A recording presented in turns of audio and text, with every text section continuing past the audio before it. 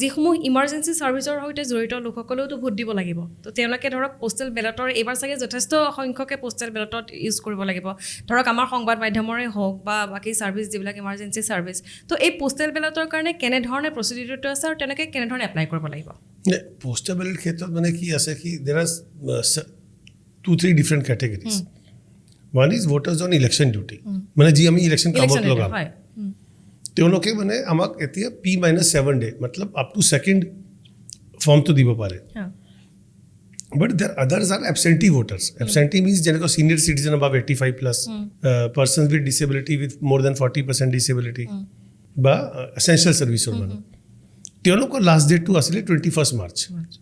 And for persons from the media, the guidelines are very clear. They say ki only those who are accredited by the election commission. তো আমি কৈছোঁ 21 মাৰ্চলৈ যোনে দিব লাগে দি দিয়ক ফৰ্মটো পিছত যাৰ এক্ৰিডিশ্যন আহিব তেওঁলোকৰ ফৰ্মটো আমি একচেপ্ট কৰি লওঁ বাকী নকৰোঁ আৰু So we have received large number of forms from these categories. Regarding senior citizens and people with disability, we start almost from February. So তেওঁলোকৰ ফৰ্মটো আমি ঘৰে ঘৰে যাই কালেক্ট কৰি আনিছোঁ But regarding essential service, since the services were notified only on 15th or 14th of March, so they were hardly around 7-8 days. So there was huge rush in the districts where the people of essential services who were notified, including people from the media, were able to submit.